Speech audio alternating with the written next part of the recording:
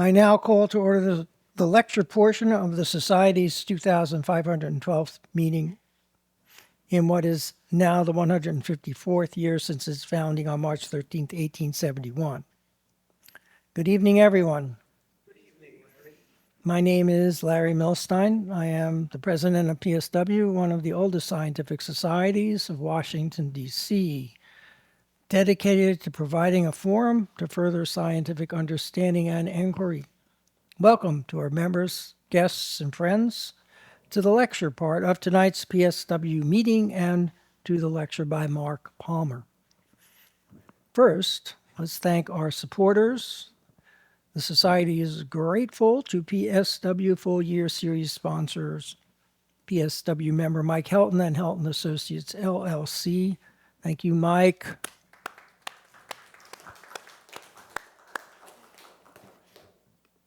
To the Spring Series sponsor, PSW member Joe Schulman. Thank you, Joe. And to the sponsor of tonight's lecture, PSW member Michael Sandifer. Thank you, Michael. Probably enjoying himself somewhere in France right now. The Society needs your support to meet its expenses for the year. So if you have not given or feel you can give more than you have, please do not hesitate to donate. If you have any questions or want to sponsor a lecture, please see me or talk to Robin Taylor in the back of the room there, hiding behind the TV screen where she's running the live stream and recording. Before we go any further, I want to take a moment to pay our respects to longtime PSW member Dick Garwood, who passed away earlier this month on May 13th at the age of 97. Dick was quite active in attending PSW lectures via the live streams until very recently, and during the COVID era, he often participated in the post-lecture Gather Town virtual social hour. He was always attentive and incisive participant, and he often expressed his appreciation for PSW's wide range of programs and excellent speakers. For those of you who don't know, Dick was one of the giants of 20th century physics, despite his generally low profile compared to his compatriots. While he is sometimes has a certain notoriety for being the person who designed the first H-bomb, it was based largely on the theoretical work of Teller and Ulam. But he spent his career working for arms control and to prevent the use of nuclear weapons. And he spent much of his life in public service, advising presidents, among others, including every president from Truman to Biden. His broad accomplishments in physics span many domains, from particle physics to practical applications. He was instrumental in the development of MRI, touchscreens, and GPS, to name a few that are familiar to us. Despite his extensive achievements, he remained largely unknown to the public, leading to his moniker as the most influential scientist you've never heard of. A better tribute by which to remember him was given by Enrico Fermi, himself one of the greatest of 20th century physicists, who said that Dick was, quote, the only true genius I ever met, close quote. That from a man who knew well and worked with Einstein, Oppenheimer, Teller, Feynman, Born, and many other of the giants of 20th century physics. And was saying it no less about somebody who'd been his graduate student. In any case, it was an honor and a pleasure to know him and converse with him from time to time, and I will miss him and his participation in PSW. Well, thank you, Dick. I'm pleased to announce the following new members. John Santerre, a lecturer in the UC Berkeley School of Information interested in machine learning and AI, who learned of PSW science from PSW member Connor Nixon. Kevin Brown, CEO of QRL Semi, interested in microelectronics and semiconductor design and space sensing and communications, who learned of PSW, also from PSW member Connor Nixon, and Andrew Lemmer, Senior Program Officer at the National Research Council Transportation Research Board, interested in developmental economics and urbanization, ecosystems geology, paleontology, and anthropology, who earned a PSW through the Cosmos Club, and tonight's speaker, Mark Palmer, who earned a PSW from our invitation to him to speak here tonight, and whose interests will be clear in some small part from his lecture. Please join me in welcoming them to membership.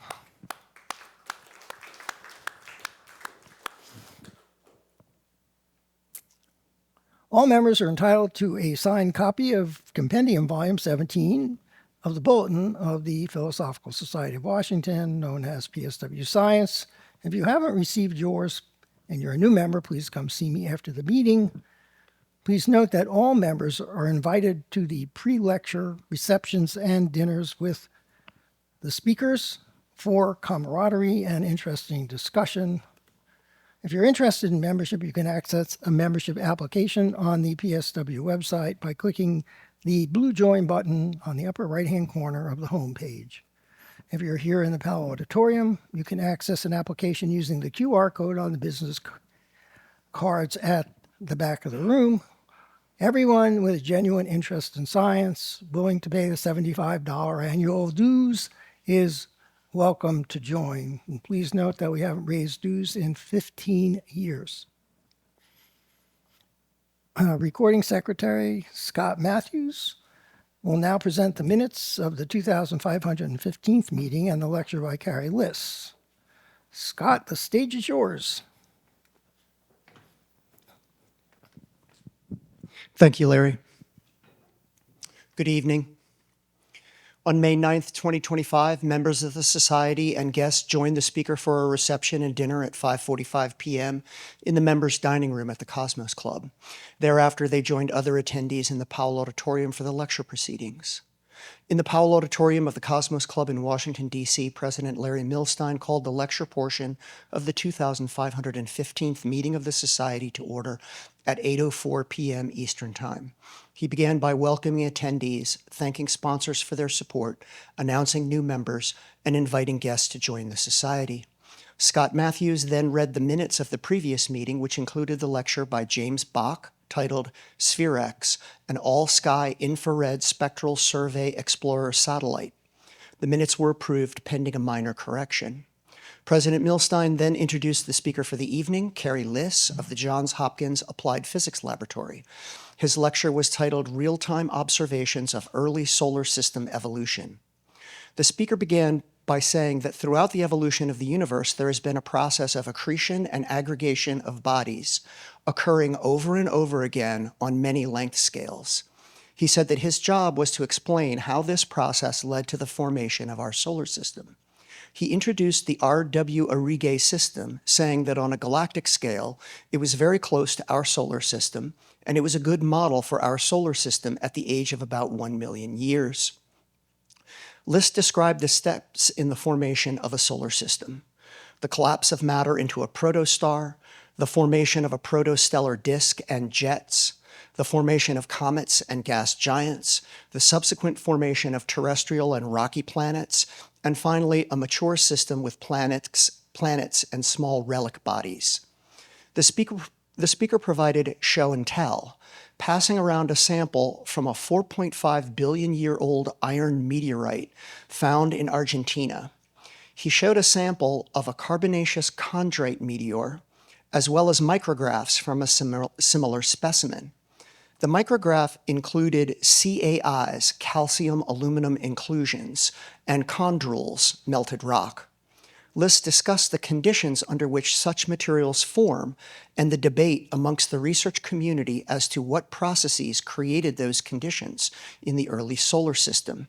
He said, quote, "There are limits to what meteoritical studies can tell us, as the evidence has literally been baked, boiled, blasted, melted, and in many cases submerged in water for millions of years," end quote.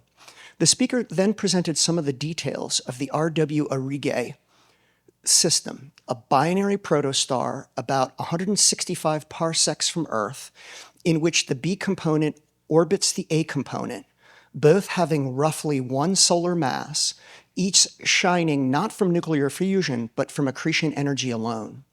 He indicated that B appears to be mature due to the lack of stellar jets, while A has strong jets and is therefore immature. Lee said that although B is acting like a 3 million year old star, A acts as if it were only 1 million years old.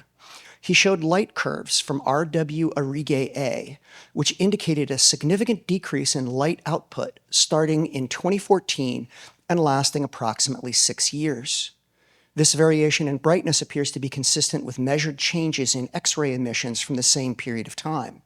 He described the, quote, outburst sequence, in which a large object, like an asteroid, disrupts the typical accretion process, breaks up, and creates a ring of debris that obscures the protostar and emits radiation characteristic of the debris. List showed how infrared spectroscopy could be used to identify a number of important elements as a function of time, confirming the, quote, impulse delivery to RW Aurigae A. He showed how elements present in the jet could be distinguished from elements in the atmosphere or on the surface by the observation of bifurcated emission lines. List described the compositional differences revealed by infrared spectroscopy before and after the, quote, upset event, arguing that the event was likely caused by the destruction of a planetesimal core. The speaker described the current model of asteroid formation. Asteroids grow to large sizes by accretion. They differentiate into a core and mantle. They are fragmented and transformed by collision. And finally, they reagglomerate into inhomogeneous mixed bodies. Lee said that the spectroscopic observations of RW Aurigae before and after the impulse event are consistent with this model and account for the formation of CAIs and chondrules. The speaker ended his talk by summarizing some of the observations and conclusions mentioned in the lecture. RW Aurigae A appears to act like a 1 million year old protostar without a highly excited stellar atmosphere, which allows for better observation. A massive system-wide stochastic event occurred between 2014 and 2020. X-ray and IR spectroscopy indicate the conditions and elemental composition for the creation of CAIs and chondrules. Recent measurements show a new drop in brightness and may indicate a more recent stochastic event. The lecture was followed by a question and answer session. A member asked about the core of the Earth having both solid and liquid portions, and if this was consistent with the observations of RW Aurigae. List responded that it was consistent, but that the planetesimal, which presumably crashed into RW Aurigae A, may have had a significantly different mass as compared to the Sun, and that therefore the process of forming a solid liquid core might occur at a different rate. A member asked about the physical processes by which the jets are formed. List responded that astrophysical jets are still somewhat of a mystery. He said, quote, we understand that they are extracting energy and angular momentum from the system, but we do not understand the exact physics, end quote. A member on the live stream asked what material makes up stardust. List said that most of the dust contains oxygen, magnesium, silicon, iron, and sulfur. These are the, quote, rock-forming elements that are found in relatively high abundance in the universe. After the question and answer period, President Milstein thanked the speaker and presented him with a PSW rosette, a signed copy of the announcement of his talk, and a signed copy of Volume 17 of the PSW Bulletin. He then announced speakers of upcoming lectures and made a number of housekeeping announcements. He adjourned the 2,515th meeting of the Society at 8:43 p.m. Eastern Time. Temperature in Washington, D.C., 13.3 degrees Celsius. Weather, fair. Audience in the Powell Auditorium, 54. Viewers on the live stream, 32. For a total of 86 viewers. Views of the video in the first 2 weeks, 369. Respectfully submitted, Scott Matthews, Recording Secretary. Minutes are accepted as read and will be posted to the website in due course, subject to any further comments that come in via the web. And so we now turn to tonight's lecture by Mark Palmer. Mark is chair of the Accelerator Science and Technology Department at Brookhaven National Laboratory. He is also chair-elect of the American Physical Society's Division of Physics of Beams. Previously, he was director of Brookhaven's Accelerator Test Facility, and from 2012 to 2016, he headed the U.S. Muon Accelerator program at Fermilab, which conducted research into muon accelerator technologies for future neutrino beam and lepton collider facilities. Prior to that, he was project director of the CESR Test Accelerator Research Program at Cornell, which carried out R&D for linear collider damping ring efforts. Mark is an author on over 200 scholarly articles and book contributions. Among other honors and awards, he served on the 2023 Particle Physics Project Prioritization Panel, P5, that advised the Department of Energy and the National Science Foundation on high-energy physics priorities. And he has served on numerous advisory and review panels for US DOE, NSF, and for international research organizations. He earned an AB, MA, and PhD in physics at Princeton University.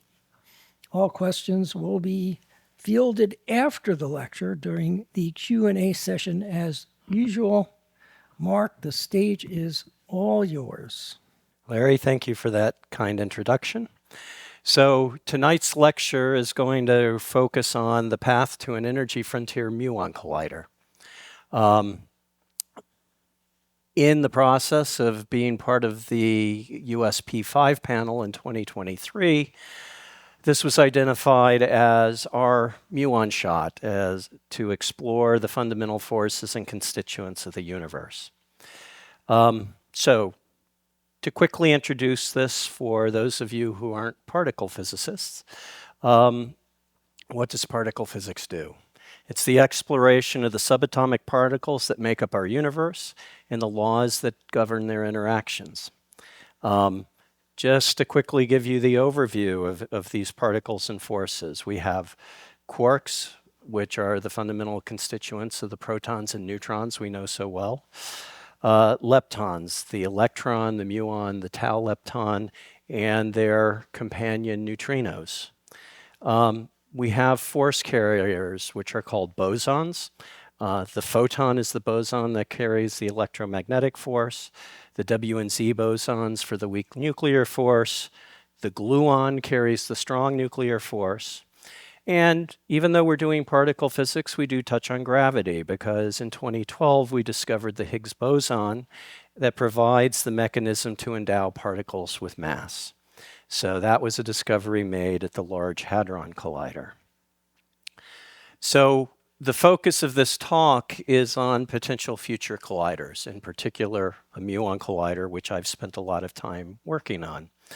On the other hand, there are general categories of colliders that have been used. These fall into two primary categories to date. One is the proton-proton or proton-antiproton collider. These sorts of colliders, which included the Tevatron at Fermilab, the Large Hadron Collider at CERN, offer the highest achievable center of mass collision energies so that we can explore new territory. The challenge with them are the challenge with proton-proton collisions. There we go. Is that protons and antiprotons are composite particles. They're made up of 3 quarks, along with a filling of gluons that are virtually appearing and disappearing in the particles. You collide them together, and you see the effects of a very complicated set of interactions. On the other hand, electrons and positrons are fundamental particles. And so if we collide them together, they interact, they can annihilate, and then all of the energy is available for producing new particles. And collisions of leptons allow us to make very precise measurements via the electroweak interactions. When we go to very high energies, the interactions get a little bit more complicated, and at the multi-TeV scale, these colliders become de facto electroweak boson colliders because of the production processes involved. Now, on the right of this slide, I show a number of the colliders that have been proposed. There's exactly one collider, one electron-positron collider here that is in current operation. This is Super KKB in Japan. The Large Hadron Collider is also in operation at CERN and is in the process of, we're preparing to do an upgrade of that machine, which will extend its life and physics reach for another decade or so. The other machines that are shown here are just aspirations at the moment. So in China, they're working towards what's known as CEPC and SPPC, which is initially an electron-positron collider that can go to very high energy to study the Higgs boson, which could then, in the longer term, be replaced with a proton-proton machine. There's the International Linear Collider and the Compact Linear Collider, which are two electron-positron collider concepts.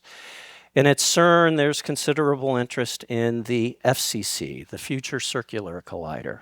Again, very similar to the Chinese concept, which is to initially have a large ring looking at electron-positron collisions to serve as a Higgs factory and allow precision studies of the physics that we're exploring now.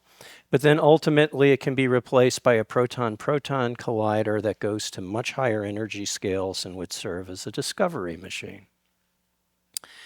Before I go further, I want to make a number of acknowledgments here. There's been a long history of Muon Collider effort, and many of the things that I'm showing in these slides draw on output from the US Muon Accelerator program, as well as its predecessors, and the newly emerging US Muon Collider effort, as well as the International Muon Collider collaboration, which is the current international organization driving progress here. As Larry mentioned, I was part of the P5 panel in 2023, and that really built on a set of community studies that came before, which included work at SNOMAS, as well as developments that came out of the European strategy update, the last European strategy update that occurred in 2020. So the themes of this talk, I've started to give a quick introduction here to high energy colliders. And I'll go a little further with a brief perspective. We'll also spend a little bit of time talking about why are we interested in muons to collide, and why they're a vehicle for discovery, as well as the physics challenges with working with these unstable beams. And then go into some details of the machine concepts for the collider itself and how we chart a path forward for the field. So let's start with the high energy colliders and take a look at where we are. So the plot on the left here is what's known as the Livingston plot. You can think of it as the equivalent of Moore's law for particle colliders. And what it shows is basically the growth in the constituent particle collision energy that you obtain in a collider as a function of time.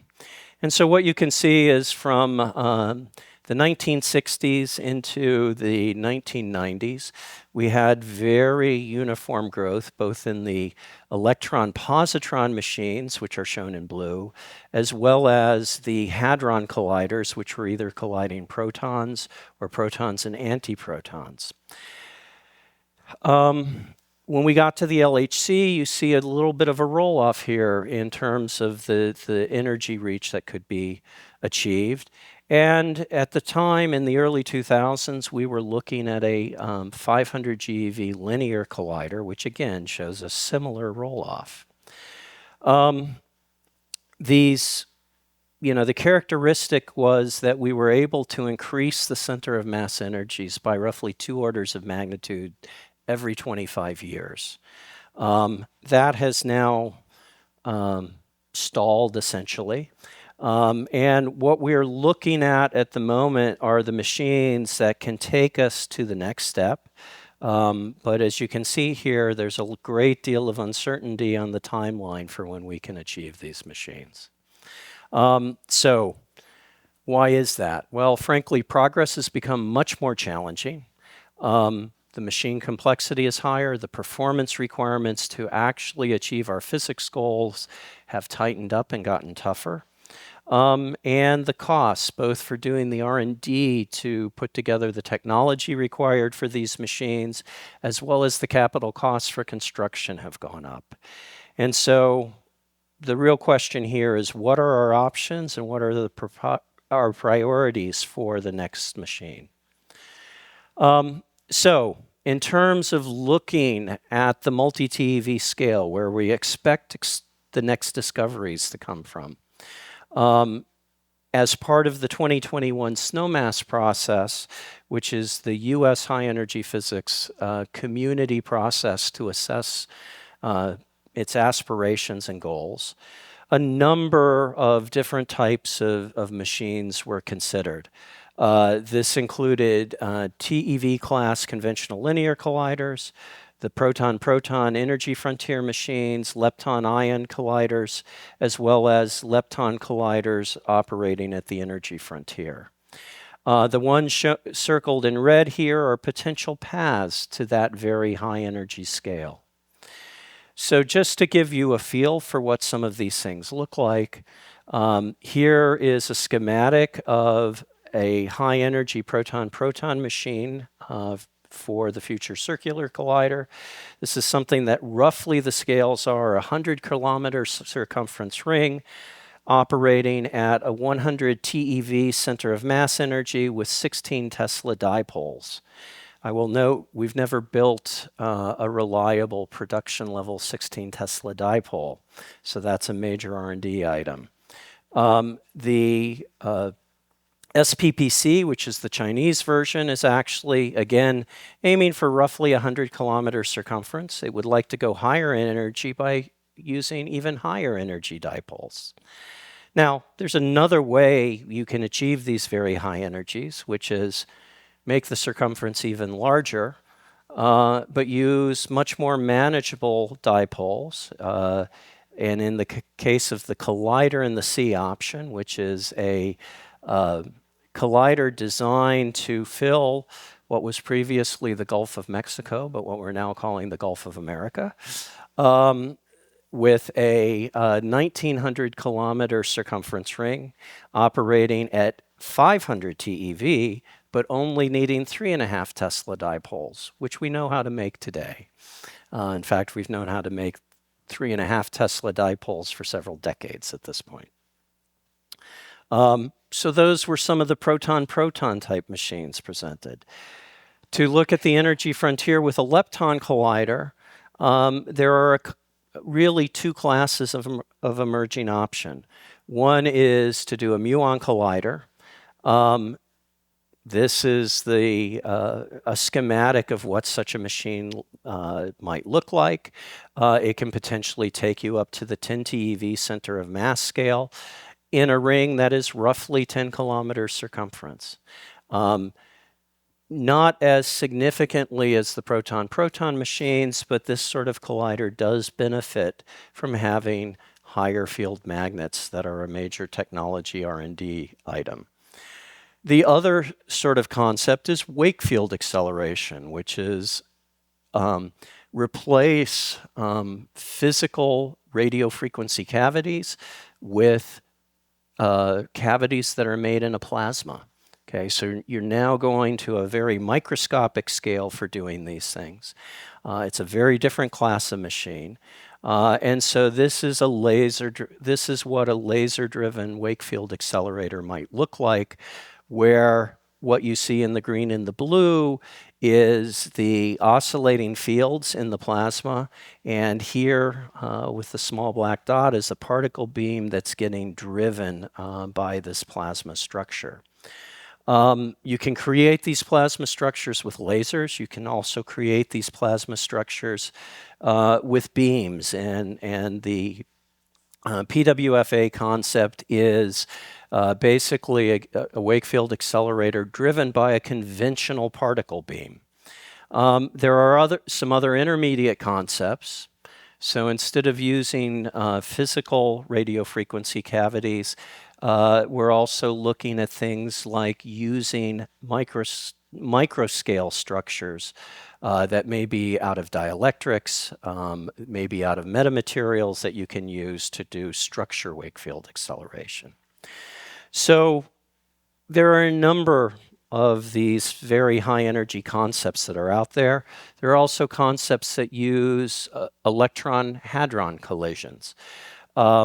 This chart, which was generated as part of the SNOMAS process, shows the range of machines that aim to achieve the TeV scale or higher, ranging anywhere from being just over 1 TeV up to 100 TeV scale, where the red to green spectrum shows the level of technical maturity of these various things. Now, there's some detailed description of what that means down below, but the takeaway from this is that almost none of these machines is actually ready for construction today. They require varying degrees of R&D if we want to be able to successfully move into this very high energy scale. So, why am I interested in muons as a possible path to do this? Well, first of all, muons can provide intense beams if we create them properly, and if we're able to cool them so that they're high density beams, they offer unique physics for each. Muons give us pathways to test things like lepton flavor violation, to look at the anomalous magnetic moment of the muon, which there's an upcoming announcement from Fermilab on the latest measurements. So if you've seen the announcement, or I can give you a link to it, it'll be coming out shortly, next week. Muon decays also provide precision sources of neutrinos, and they can contribute to a next generation lepton collider. So what is the physics of the muon? Well, the muon has a little over 105 MeV rest mass. So it's roughly speaking 200 times the mass of the electron, 1/10 of the mass of the proton. But it's not a stable particle. At rest, it decays in about 2.2 microseconds. Okay. So unlike electron-positron colliders or proton-proton colliders, where we can take as much time as we want, basically, to accelerate the beams, to manipulate them, to collide them, and get physics out, with muons, we have a very short time frame to work in, and that offers some of the biggest challenges. So what are the opportunities with these muon beams? Well, one of the key things here is that if we want to directly produce what we call a scalar, a spin-zero object, such as the Higgs boson, we're able to go through, we have a very strong coupling of a massive particle like the muon. It has about 4 × 10⁴ the coupling of an electron and positron collision. So if we can collide a mu plus and mu minus, we can see a great deal more physics out of each collision on average. It's also much heavier than the electron. So synchrotron radiation, which we use in our light sources to go study materials, the X-rays coming out of machines like the NSLS-2 at Brookhaven, machines like the newly upgraded advanced photon source at Argonne National Laboratory, other laboratories around the country and around the world. In the case of muons, because it is a much higher mass, you can go to much higher energies because these energy losses, the synchrotron radiation scales as the fourth power of the energy over the mass. That means we can operate at much higher energies with those beams. They can be produced with very small energy spreads to explore things.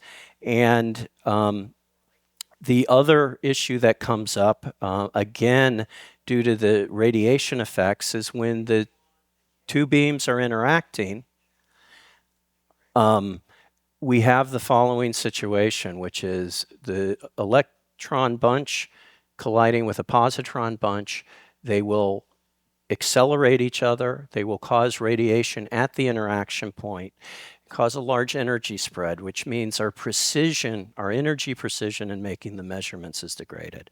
Again, because of the energy scaling, the energy scaling relative to the mass, these effects are suppressed with muon colliders. So they have the potential to be much more precise at higher energies than we can do with electron-positron machines. But again, the accelerator complex and the detector that we have has to be able to deal with the fact that the muons decay. This means that there are radiation backgrounds going into all the components, so we have a technology issue that we have to make sure the components are robust against that. When we're talking about the particle detector itself, we have to worry about what are all of these decay particles that will be flowing through the detector? How badly do they confuse our ability to actually make measurements of the interactions? And I'll come back to that in a little bit. The other interesting thing with muons is they offer a number of synergies, because not only do you get beams for the collider, but these very high intensity muon beams are the same beams that are required for something like a long baseline neutrino factory. And they can be readily produced as a companion capability to having a collider. These sorts of overlaps between the different physics thrusts that we have in the field are perhaps one of the main drivers for why we would want one of these machines. Of course, then there are applications beyond HEP. So one of the things that we have a shortage of, I would say, at the moment is intense muon sources to allow for a range of material science studies and things like that. So for instance, muon spin resonance and those sorts of activities, which are important to the material science community. Okay, so Larry, when he looked at my slides, said, okay, some of these are getting a little technical. What does luminosity mean?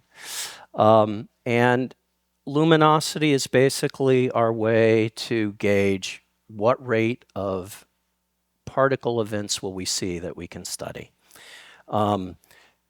This is the luminosity equation for a muon collider.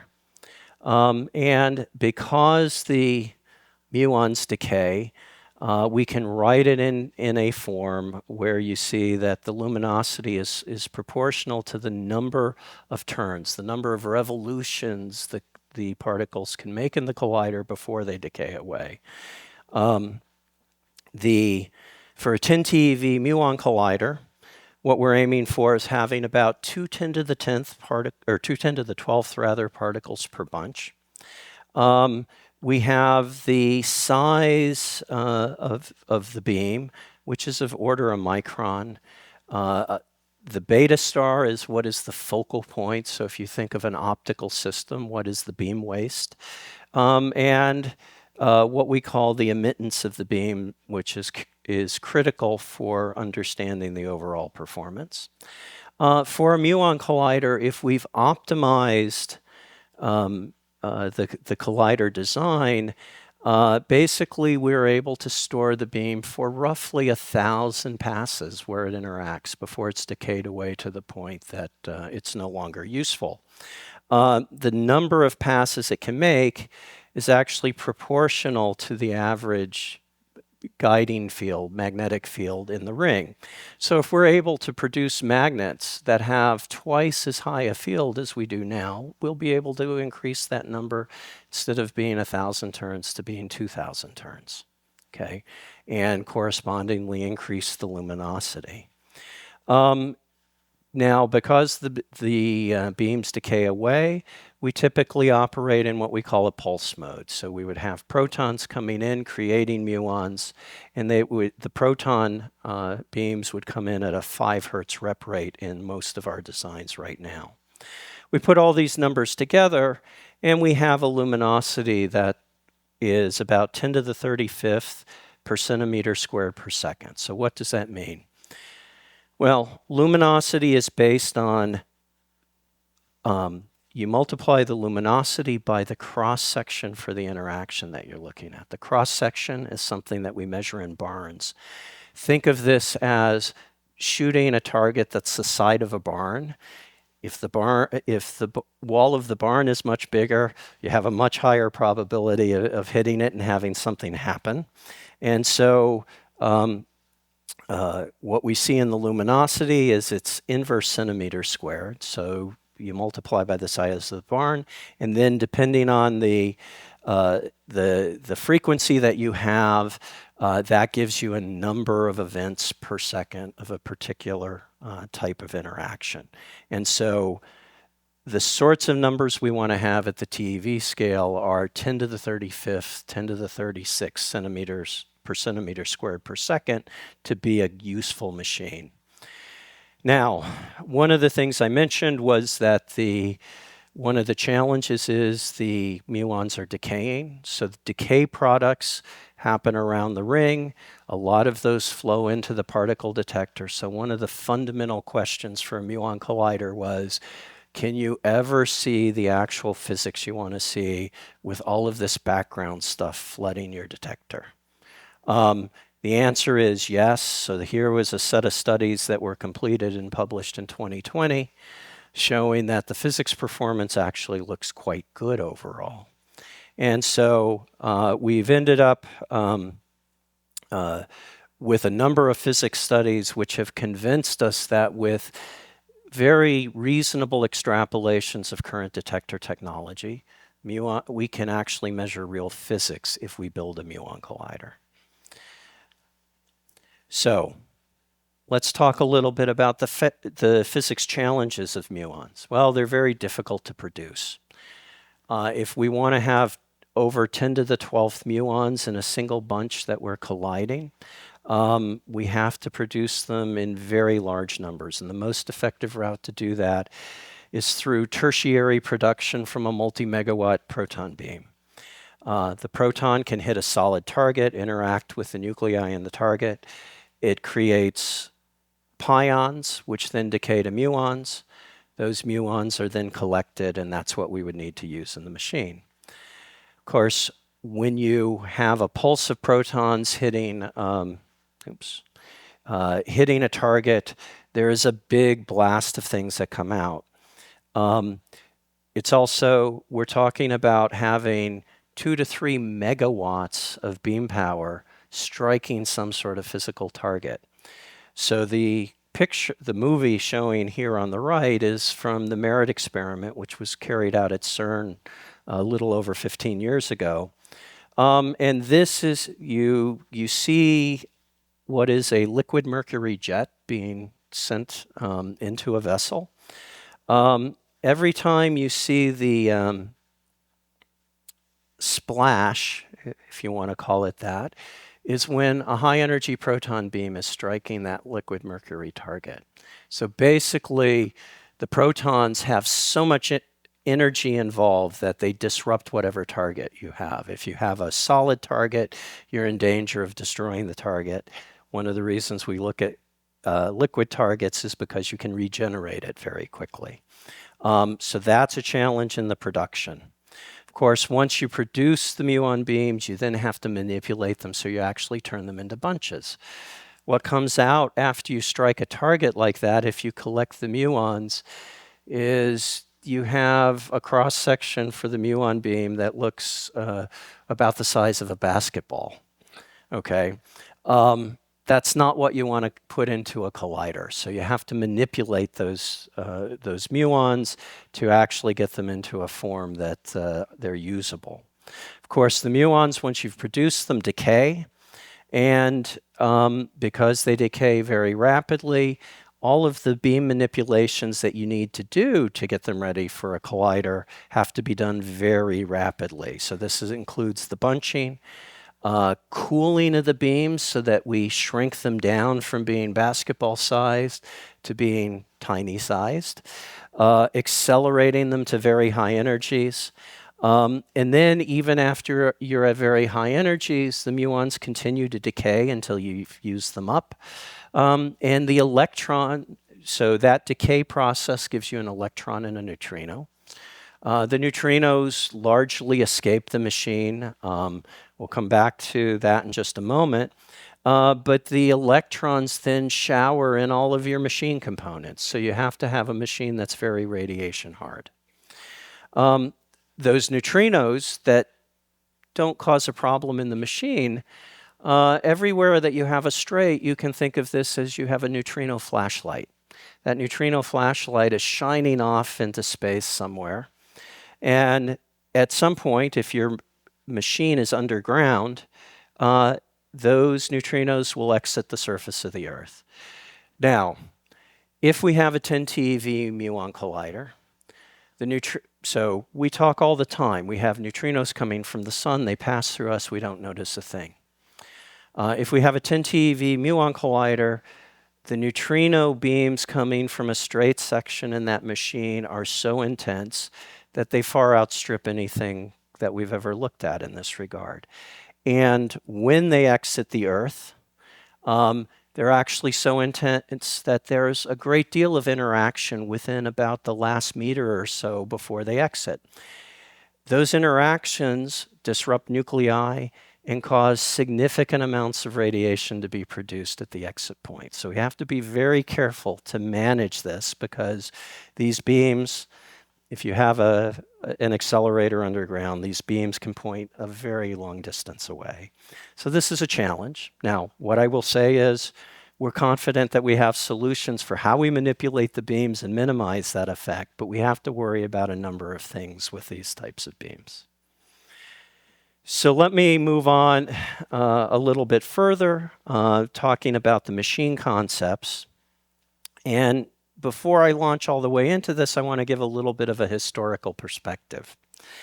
So the first Muon Collider concept was described by G.I. Butker in 1969. When I was all of 6 years old. So this was discussed at the end of the 60s and on into the 70s by our Russian colleagues. Some folks in the US started to get interested in it. And in the early 90s, this became a much more interesting effort in the US. And at the 1996 US Snowmass meeting, there was a discussion of the feasibility of these things. That went on. It was discussed further at a follow-on Snowmass meeting we held in 2001. But again, in 2001, the primary focus was starting to shift to linear colliders, electron-positron colliders, to explore the Higgs boson, which we were expecting to be discovered at the LHC imminently. In the 2000, neutrino factory and muon collider concepts were synergistically pursued. The International Muon Ionization Cooling Experiment was launched to show one of the key processes, one of the key pieces of R&D needed for the collider. And in 2010, the Muon Accelerator program was proposed in the US. It was approved the following year. And we had a restructured effort based at Fermilab that started in 2012. At the same time, what was going on was we discovered the Higgs at the LHC, and on July 4th, early in the morning US time, there was a great announcement from CERN. In 2013, we had a new US planning process, a new US Snowmass, and given the discovery of the Higgs, the focus was on how do we have a good option for a Higgs factory so that we could produce copious numbers of these newly discovered particles and study them in detail, as well as the other interesting physics topic, because there had been some very significant surprises in the neutrino sector, was to have a long baseline neutrino program in the US. So in 2014, the previous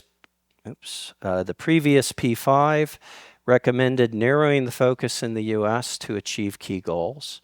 The MAP effort was ramped down to focus on building the long baseline neutrino run from Fermilab to SURF in South Dakota.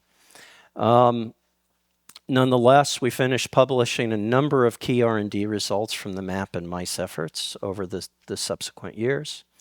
And in 2018, the European strategy process went forward, which is the EPPSU, means the European Particle Physics Strategy Update. So we have all of these nasty acronyms.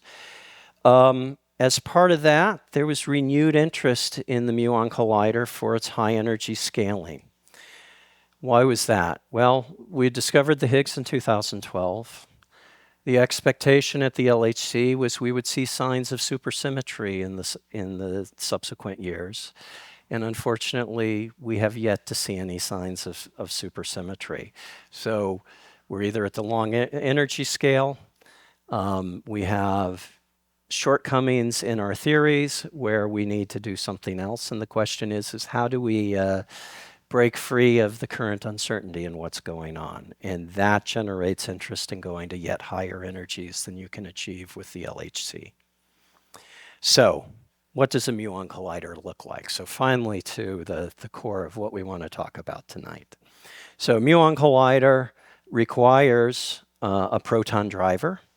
This is to provide short and very intense proton bunches that can be delivered to a target where hadronic showers are created.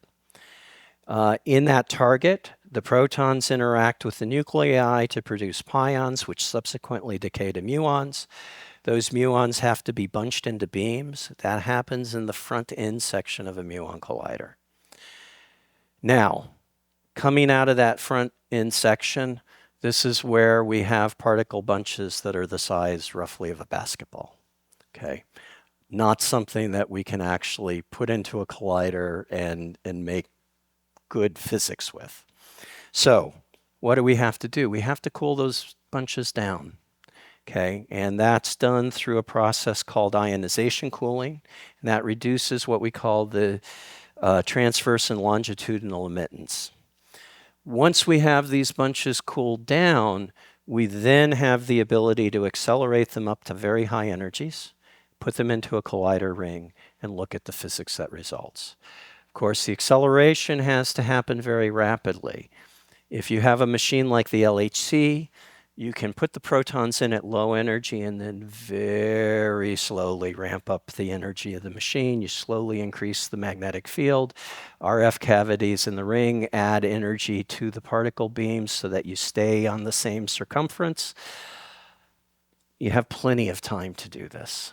Not so with muons. So, just to recap a little bit here. After the 2012 discovery of the Higgs boson, US collider efforts focused on development of an electron-positron Higgs factory. The field wants to study the Higgs in detail, as well as doing full exploitation of the LHC physics program, which, as I said already, we were expecting to see supersymmetric signs. We did not. So, this again comes back to why are we discussing Muon colliders again? Because we took them off the table a decade ago. Partly because of this change in the physics landscape, as well as that R&D progress that I briefly mentioned. So, in terms of how this came back online, The 2020 European Strategy Update came out with a clear statement. We need to pursue the Muon Collider R&D because we need that as an option for the field going forward. That led to an Accelerator R&D roadmap that was put together by the European Laboratory Directors Group. A number of us in the US participated in that, and it laid out as part of this R&D a roadmap to a Muon Collider. The key statement there is there was a goal that it would be ready for operation on roughly the 20-year timescale. So that sets the scale of everything we're looking at here. Subsequently, in 2021, we started a new snowmass process in the US. The US community looked at this. They were interested in the Muon Collider as a pathway to energy frontier physics, no longer thinking about the 1 TeV scale, but now thinking about the 10 TeV scale. And subsequently, the 2023 US P5 report came out and emphasized the need of the field to explore this, what we call the 10 TeV parton center of mass scale. So just to clarify that a little bit, when we collide two protons at 100 TeV center of mass, roughly what we're seeing most of the time in the physics is one of the quarks and one of the protons and one of the quarks and the other protons are interacting. And we're actually seeing physics at the energy scale of the quarks. Okay, the quarks each of the quarks is carrying, roughly speaking, a third of the energy of the proton. And so the effective energy scale, the parton, i.e. the fundamental particle energy scale of what's going on, is much lower. It's about 14. If you're operating precisely at 100 TeV, it's approximately 14 TeV for the parton center of mass. So 100 TeV proton machine giving you a roughly 14 TeV parton center of mass. It's roughly, it would be equivalent to a Muon Collider also operating at about 10 TeV center of mass.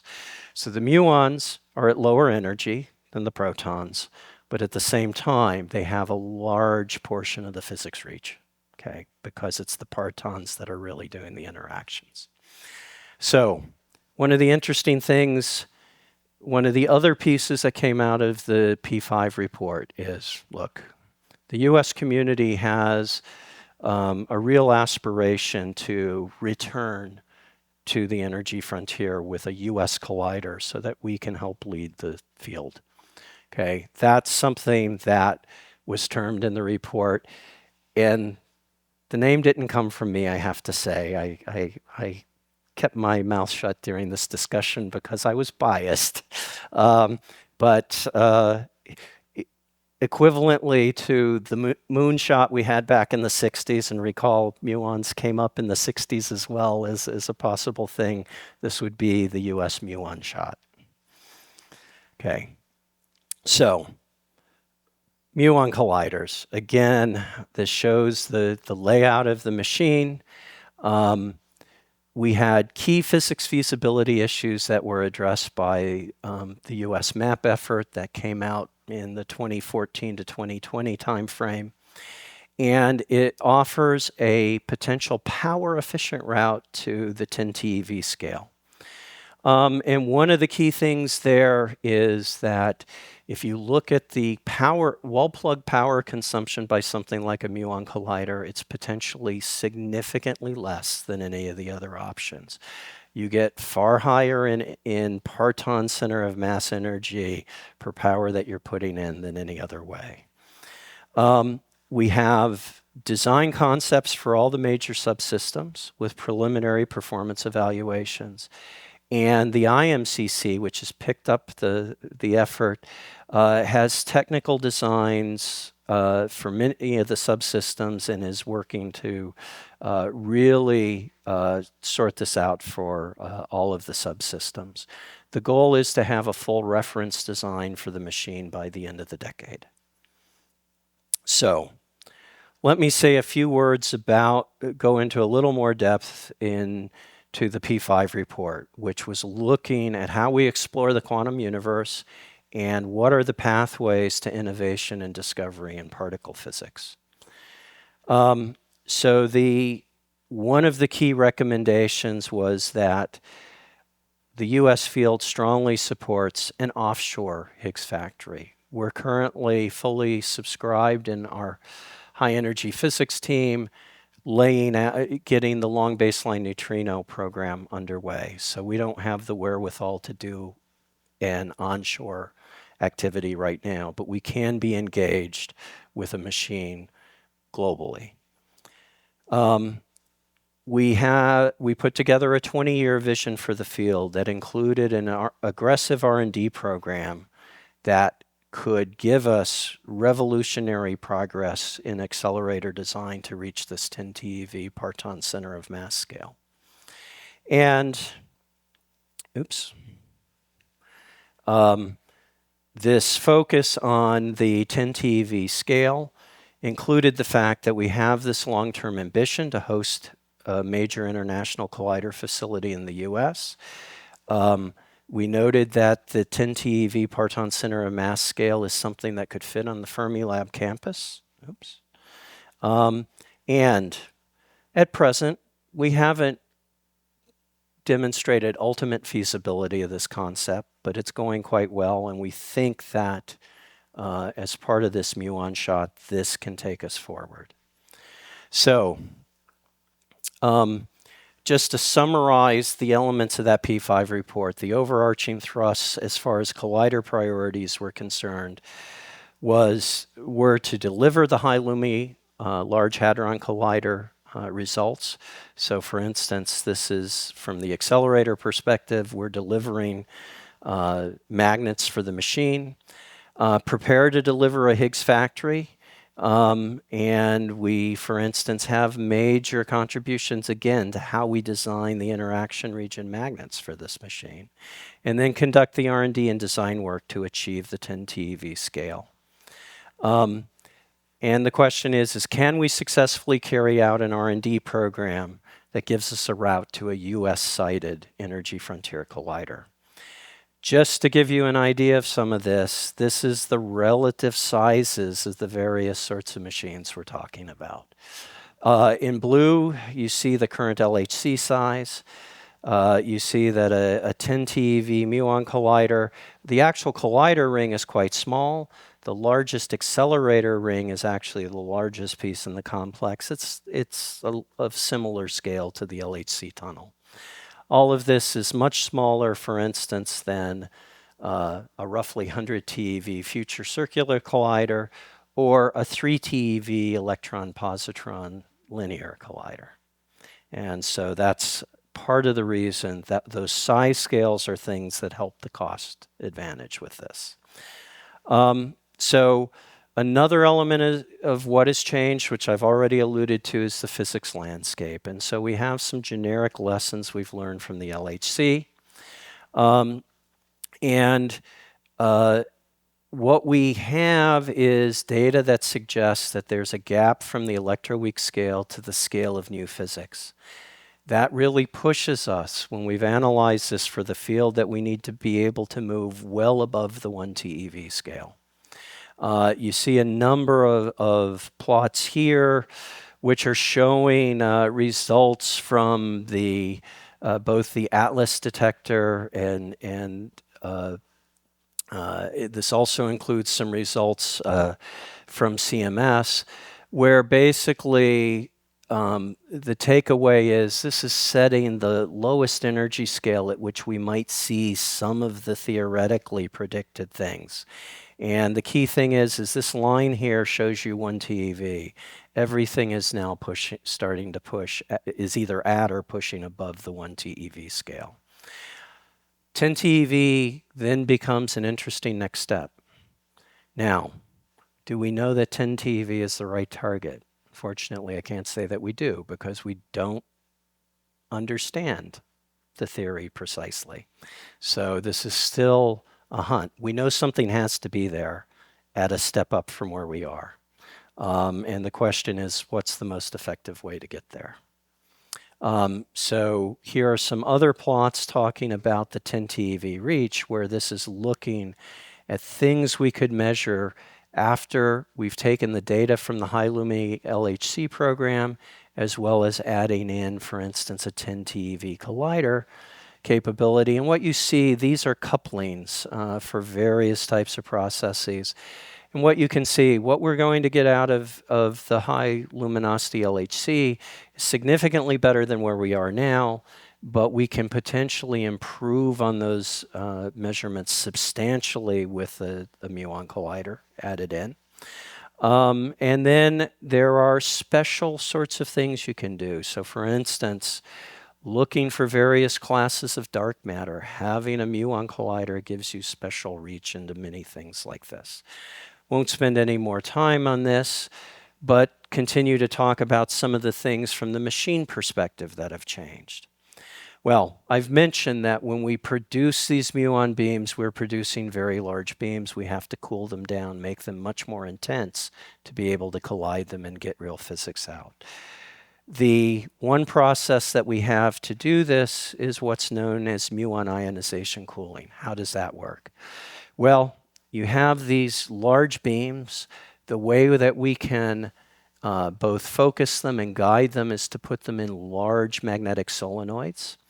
The magnetic solenoids can focus the beams down, and you see these red dashed lines are the B field lines. You can focus this particle bunch that has particles moving every which way into, for instance, a liquid hydrogen absorber at the focal point of that magnet. The particles lose energy through what we call DEDX energy loss as they go through that absorber.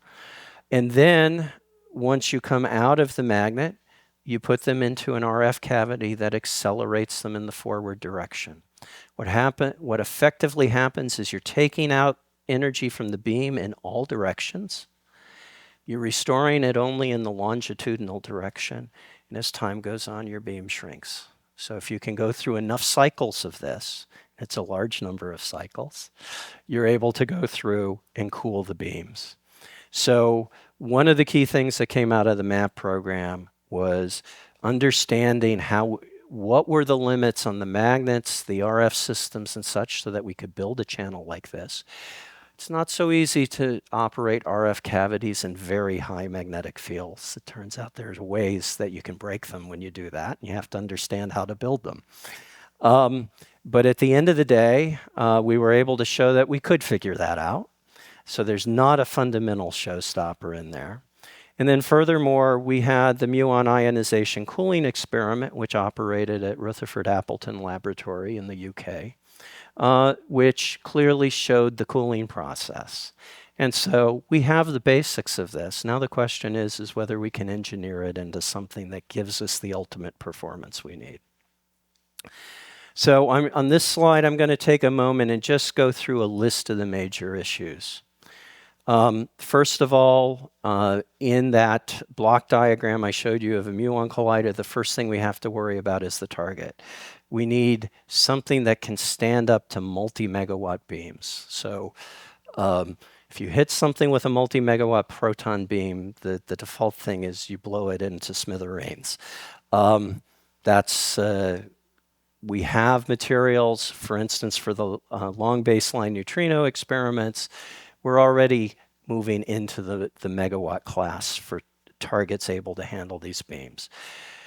In the case of a Muon Collider, we need a very large, very high field magnetic solenoid to capture the beams. Again, the closest analogy, folks may have seen that ITER deployed its central solenoid recently. The central solenoid of ITER is a very close analog to what we need for a Muon Collider target solenoid. Have to have the front end where we take care of we let the pions that are initially created decay, capture the muons, and then start to bunch the muons and get them into something we can manipulate. The problem there is there's lots of radiation losses because you have lots of particles that don't make it down the whole channel. And so this is something that handling all the energy deposition there is a challenge. We have methods to do that. Of course, cooling the beam. Just spent the slide talking a little bit about this. It requires us operating RF and high magnetic fields. It requires what we term as high and very high field superconducting solenoid magnets. And then we have to make sure we understand the overall physics performance of that channel. We've made a tremendous amount of progress with demonstrating key elements of that. One of the next things is to put it all together in a next level demonstration. Accelerating the beam, again, due to the short lifetime, we have to get to very high energy very quickly.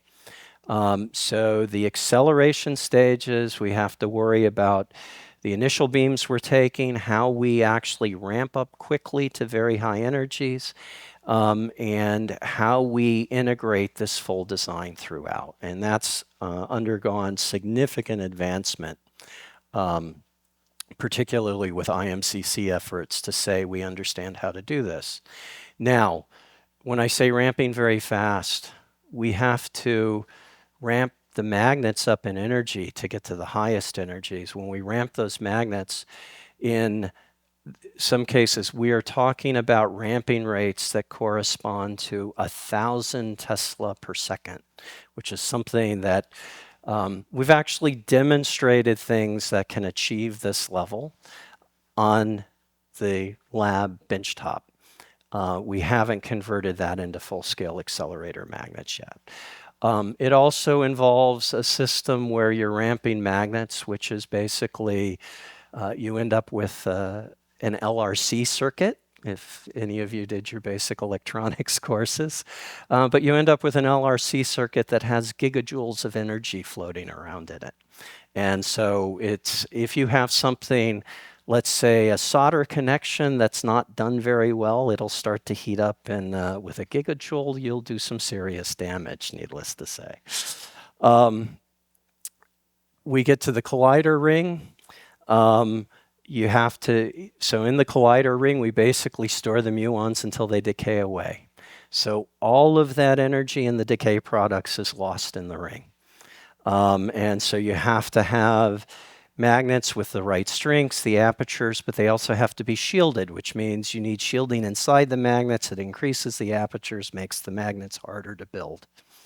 Not quite all of the energy goes into the ring. These neutrinos are radiated away, and we have to worry about where does that neutrino radiation head. And finally, in the detector, these muon decays cause backgrounds that flood the detector, so we have to worry about shielding it, and can we get the ultimate physics out. So let me go through a very lightning survey of some of the things that have been done. In basically these were results that were valid as of 2016. Here's a set of parameters that were developed by the US Muon Accelerator program, where we had designs that we could operate as a Higgs factory at 126 GeV center of mass energy, all the way up to 6 TeV center of mass energy. And in this range, we felt we understood the basics of how to build the collider rings. One of the things to note here is at that point in time, our estimates were typically the wall plug powers required to operate these machines are of order a couple hundred megawatts. Okay, that still stands. In fact, energy estimates have gotten a little better over time. When we're talking about other machines that potentially need 500 megawatts to a gigawatt of energy to operate, having something in the 200 megawatt range is ecologically effective, sustainable. So when the IMCC, the International Muon Collider collaboration, picked this up, they updated the parameters. At this point, the focus was on multi-TeV. The focus was on 3, 10, and 14 TeV. So one of the important things about the Muon Collider is its energy efficiency. And so what is shown here is how much integrated luminosity do we think we can get out of a given collider versus the power that has to be stored in its particle beams. And so what you see here as you move to the 10 TeV scale, Muon colliders are getting more and more effective while most of the other things are falling off. And so this is operating in this sweet spot is what makes this look very, very effective. So I've mentioned you need to have this target solenoid in the decay channel. So this gives you an idea of the scale of this sort of solenoid. For comparison, here's a picture of the ITER central solenoid while it was being assembled. The fact is you would like this solenoid to operate in the 15 to 20 Tesla magnetic field range. Those high field requirements drive interest in a design that's based on high temperature superconducting technology. And that gives us a very strong coupling in R&D space to what's going on with the magnetic fusion community at the moment. That's important. The muon ionization cooling channel. So there's a great deal kind of hidden on this slide. This is the current design. It has just over 3,000 solenoids that it requires. It has a total length that's just a smidgen under 1 kilometer. And the on-axis field in these solenoids ranges from 2.5 Tesla to just over 14 Tesla. So what's shown here is a bit of a cartoon. The cooling channel is divided into 14 separate sections, and a picture of the solenoid coils, the RF cavities, and the beam pipe aperture for each of these sections is what's shown here. You can see the size scale on the right side. And so you're looking at things that range from being roughly 1.5 meters in diameter to the outside of the coils, down to somewhat smaller in the things, but these are large size things. And because you're trying to cool in this channel, this is what's having to accept the basketball size beams, bunches at the first stage, and work its way down to very small bunches that you can put in a normal accelerator at the end. So in this channel, there are actually 27 unique solenoid types. The beam pipe radius ranges from 450 millimeters down to 50 millimeters at the end. Any individual package here ranges in length from about 70 millimeters to 600.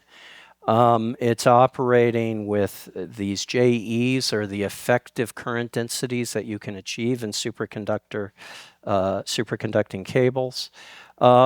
In any case, this gives you an idea of the projection and the scales. What does a potential engineered solution to this look like? Here's a prototype of a muon cooling cell. Well, let's think a little bit about what goes into the cooling cell. As some of you know, but maybe some of you don't know, the procedure for questions is that if you want to ask a question, you have to raise your hand and hold it up long enough for one of the mic runners to bring you a microphone. The microphones are on. You do not need to do anything other than hold the mic up to your mouth. I will call on you by the color of your microphone, and when I do, you will stand up. You will tell us your name if you are a member, and you will ask a question. You will not make a speech. You will ask a question. No, you will not make a speech either. We will start with the blue microphone. Okay, my name is James Cohen. I'm a member. And I have a couple of questions. One is, you mentioned the neutrino radiation, the high energy neutrino radiation. And the question is, why is that a problem? You seem to indicate that it is. And then the second one is, then you mentioned the magnets and high temperature superconductivity and the magnetic fields. Right. And how far is that along? So the Okay. two questions. So, in terms of the neutrino radiation, so anytime that you have a transition between lepton species, a muon can decay to an electron and a neutrino and an antineutrino. Those neutrinos fly, well, we have neutrinos passing through us all the time. They don't interact. Now we're talking about very high energy neutrinos. And we are talking about at the intensities for a muon collider, the number of neutrinos is so high that you can actually, if you go through a meter of material, you will have a regular rate of interaction, very measurable rate of interactions. What happens then is your collider is underground. You have a short straight section of any type in the collider. That basically gives you a flashlight beam, if you will, pointing off somewhere. Well, it's underground, so it's going to go a long ways, but somewhere it will then exit the surface. When it exits the surface, basically the interactions in, roughly speaking, the last meter before the neutrino beam exits the surface has enough interactions with the nuclei of the ground, of the materials in the ground locally, that you will actually create a cloud of ionizing radiation where it exits. So there are two things you can think of doing with this. So there are two straight sections in a typical collider. We usually design this so you have interactions on two sides. And these very intense beams, that becomes a great location to actually put another experiment on the Earth's surface, and you can do neutrino physics. So looking at the beams coming out of the actual collider interaction points, that's kind of interesting. The other aspect of this is that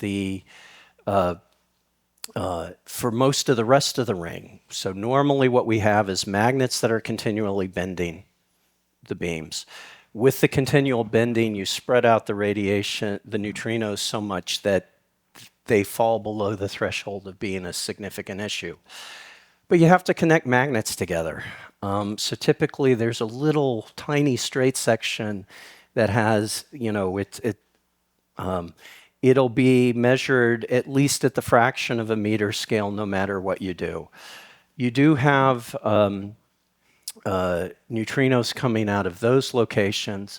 And so what we intend to do with the beams is slowly move the magnets so that you actually, over time, spread out where those very short sections point.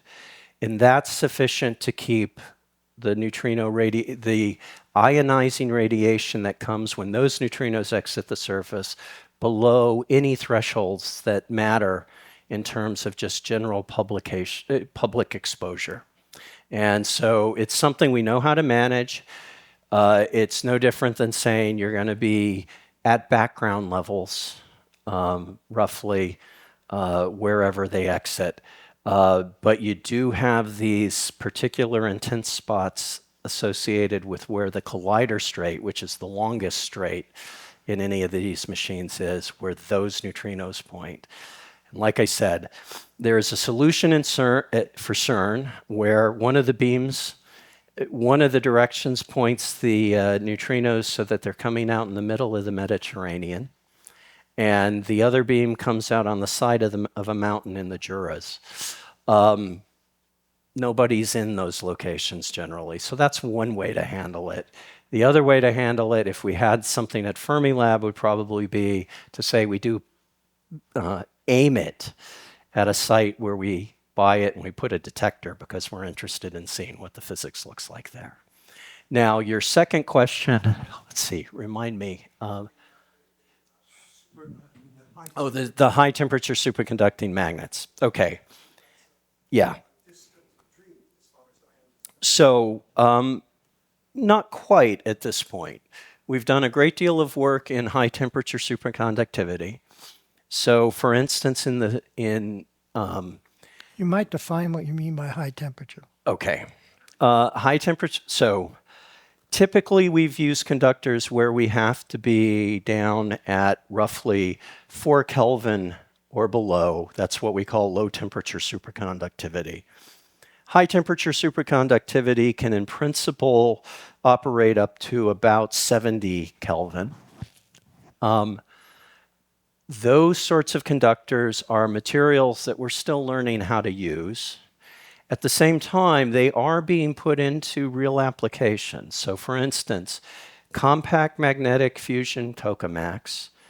Think of Commonwealth Fusion, a company like that that's trying to get ready to build Spark. Last year, they had the announcement that they had built their first magnet, which is using high temperature superconducting technology.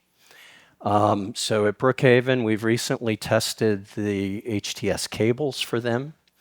And so where we are right now, we are at the threshold of actually starting to build magnetic systems based on HTS. Still a lot of work to do. The materials tend to be rather fragile. They have to be processed and handled very carefully.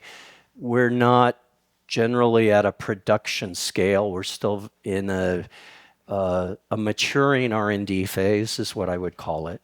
But in fact, we are making real progress at this point to real applications. Does the red microphone back there have a question? Red microphone. Name, are you a member, and ask a question. Yes, Thank you. sir. My name is Richard Talbot, and I'm a proud member of PSW. Thank you for sharing your research with us tonight. I had a question, a simple one, is could you compare the scale and the energy level of your Muon Collider with the Super Collider? You mean the SSC? Yes. Yeah. That was never built? It's okay. It was a design. It was a design, yeah. So where we stand right now, we're talking about a Muon Collider achieving, roughly speaking, the 10 TeV parton center of mass energy. The comparison to go to a proton-proton machine is the equivalent center of mass energy of the constituents. That pushes you up into the 80 TeV range, so about 4 times higher than the scales you would have been looking at with the SSC. So we are pushing where the physics is pointing us at. We know that we have to be at a significantly higher energy scale than anything we ever considered building before. And that's really the crux of our issues at the moment. So does that answer your question sufficiently?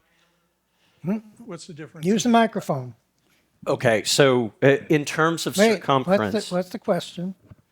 Repeat the So question. just to Sorry. follow on there, is I was interested in the diameter and the scale of the rings. okay, so let's see, what SSC was 50. Yeah, 80 kilometers. Thank you. I was trying to remember. I was remembering the 53, but trying to remember whether it was kilometers. 87.1. Yeah. Okay. So the what we're talking about right now is with the. So what are the differences in how this was done? So the SSC was being built at that 80 kilometer scale. So just almost the size of what we're talking about an FCC as well, but with lower performance magnet specifications, okay? And so this is where we get the factor of 4 in overall reach. So in a nutshell, that's what it amounts to. And so to get to the same sort of relevant energy scale with a Muon Collider, we only need 10 kilometers. So that's one of the advantages that we think keeps the costs under control for this type of technology.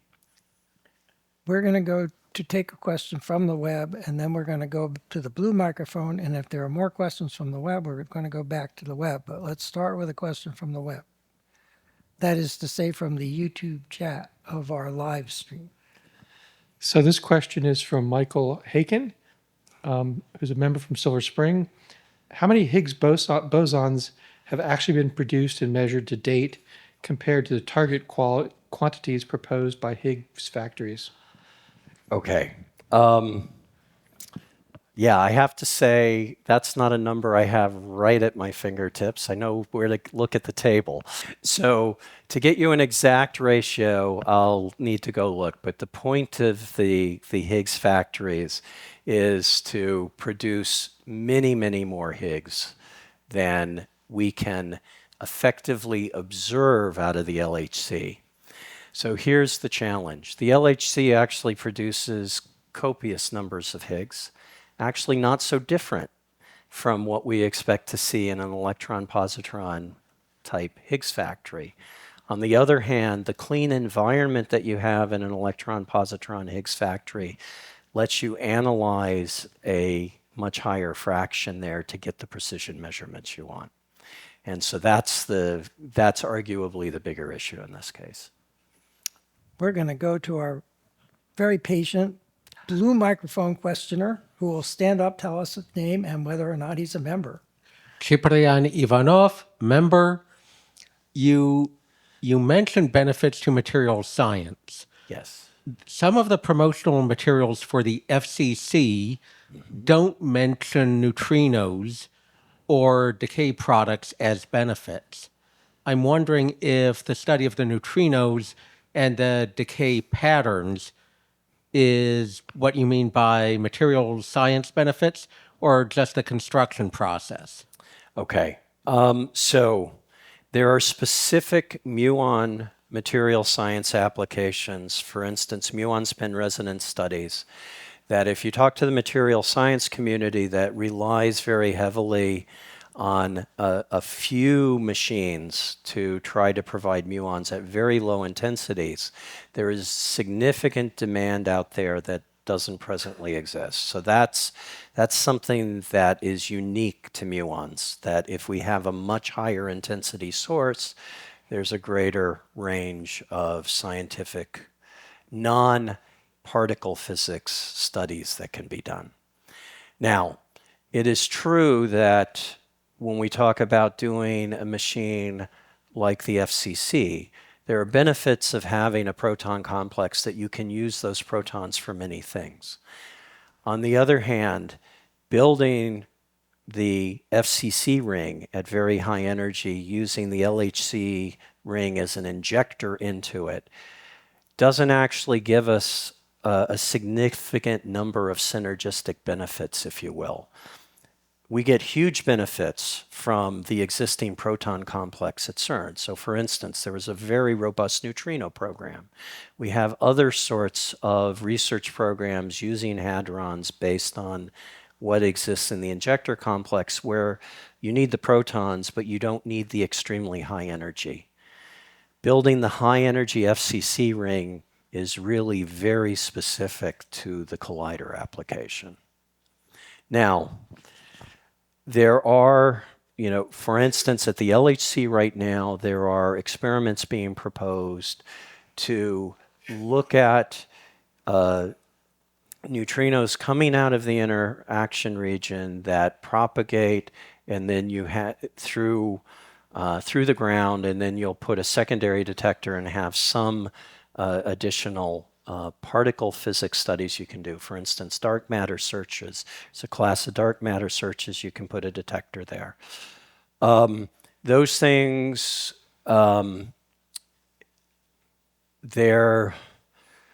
whether there is a really driving case that as you go to the higher energy, you have extra things you can find out, I'm not sure anybody has actually made that case very strongly so far. It doesn't get emphasized as a major driver for trying to be ready for those rings. So that's the other sort of situation that's out there that I think you're referring to. So we're going to take another question from the web, and then we'll go to the red microphone, and then we'll, if you'll give Tim the blue microphone, we'll go to the blue microphone. So, question from our YouTube chat. Sure. So next question is from Will Angel from Arlington, Virginia, who doesn't indicate if he's a member or not. But his question is, why does neutrino radiation not get blocked by the Earth's atmosphere, or is it just strong enough to be dangerous there? Okay, so the neutrino radiation, when the neutrinos exit the Earth's surface, of course, the neutrinos are very penetrating. So they'll go through, they don't care that the Earth is there. When they come out, it is a fairly short range effect that you'll have a local, I'll call it a bubble, where you're producing the ionizing radiation, has a certain penetration depth. This is all the density inside the soil or the material that you're coming out of is what gives you the high enough rate. You get into the air, that radiation does start to interact with the atmosphere, and it has a finite penetration depth that you have to worry about. So it is a localized effect. Okay, we're going to go to the blue microphone and then the red microphone. Or did I say the red microphone and then the blue microphone? Blue microphone. All right. Timothy Thomas, I am a member. If we should build such a thing, we want something out of it, right? Some new physics we keep referring to. What do you think the most likely new physics is, and what would you like to see as the most extraordinary finding? Well, so one of the things that a number of my theory colleagues are working on is asking the question of whether 10 TeV parton center of mass is likely to produce new physics. So one of the questions that's being asked, we know we have to go well beyond the 1 TeV scale. The initial argument was simply saying, well, let's move to the next order of magnitude. It's the next place to look on the yardstick, if you will. At the same time, given things that we know about dark matter, or don't know about dark matter might be the better way of saying it, there's actually a growing consensus that there is reason to think that there is the possibility of interesting discoveries because the 10 TeV scale pushes you to a limit where you're probing something that we really think there is something to be found because we have observations in the universe. Now, that's still a very, in my opinion, preliminary level of analysis and argument. But if over the course of us doing the R&D for the next few years, that is fleshed out, those are the sorts of areas where I think we will start to say there are likely discoveries that we can point to. But we don't, as I said, with the LHC, most of the community was quite convinced there had to be something, we would see some sign of supersymmetry, and we didn't. So we don't always get the theories right. The question is what probability of success do you think we will have? And it's still an open question. Red microphone, last question.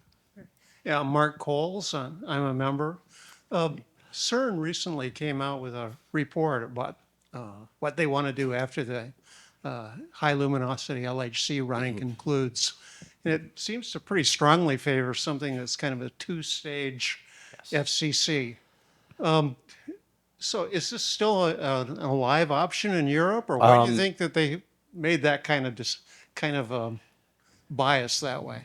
Okay, so this is very much a live option in Europe. The new European strategy for particle physics update process is underway. In fact, there is a major meeting next month in Venice to actually have the major part of the community discussion, basically the equivalent of the US snowmass.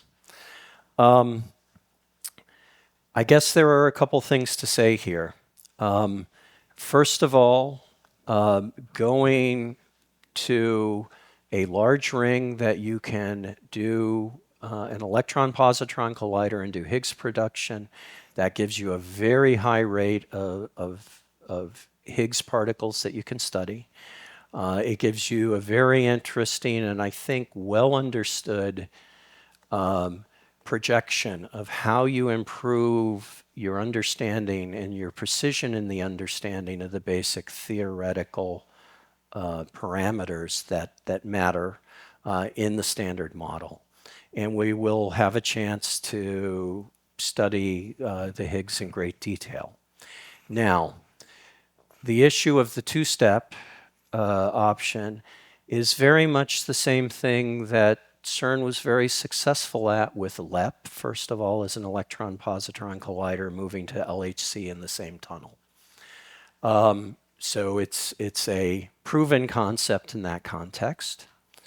One of the interesting things, and there continues to be very active discussion, what are the pros and cons of linear collider options versus circular collider options. The big argument for circular colliders is you actually get higher luminosity and hence higher Higgs production, and so that reach looks very good. But you're also pushing an energy limit, that it's very hard to scale very much higher in energy. And so linear colliders like to say, well, we'll be able to go forward, continually increase the energy and see, do some additional physics that way.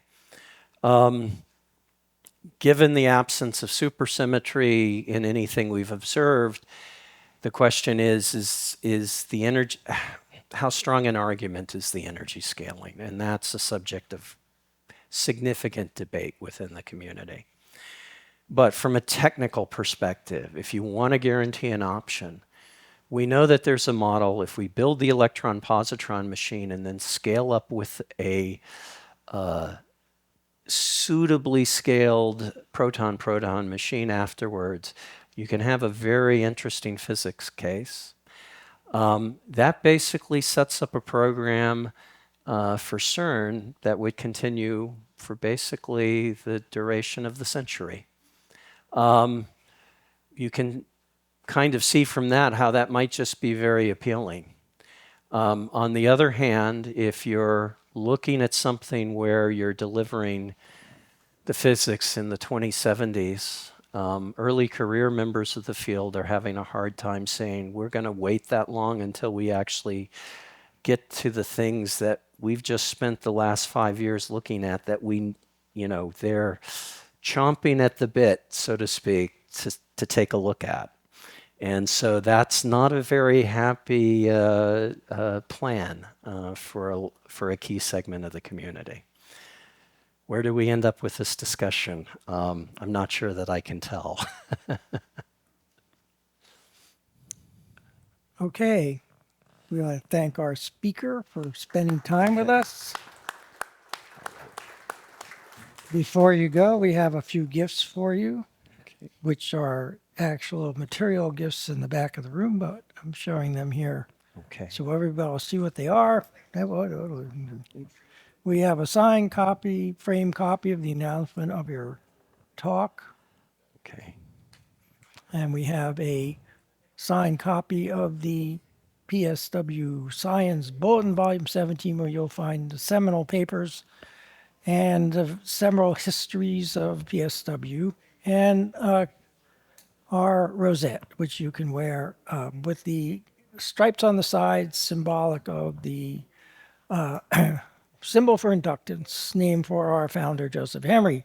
All right. Thank you very much. Thank you. Really appreciate it. Before we go, Thank you all. just a few closing remarks. Our next talk will be on June 13th, the 2517th meeting, and the speaker will be Alex Creeley, and he'll be speaking about commercial power fusion. Alex is I think it's Chief Tokamak Operations Officer and a co-founder of Commonwealth Fusion Systems, which is building their first tokamak right here in Virginia. No, we're not in Virginia, are we? Over there in Virginia. The rest of the schedule is as here. After Alex, we have our 94th Joseph Henry Lecture. The speaker will be Jason Dworkin of NASA Goddard, and he'll be talking about the analysis of the samples that OSIRIS-REx brought back to us here on Earth from the asteroid Bennu. And the last meeting of the year will be for members only, and that will be our annual meeting and report. Not too sure why he's laughing, but okay. After that, we have Will Marshall, Peter Shore, Adam Reese, and then on the 21st of November, Calvin Newport. All of this has been posted to the website, and further information about the upcoming fall schedule will be posted in due course. Please remember to return your name badges before you leave. It's going to cost us about $200 in name badges that weren't returned all this year. Wouldn't you rather that we spent that money on something else? So please remember to return your name badges. There is a box in the back of the room right by the door. Okay, and with that, let's thank our crew for their hard work tonight.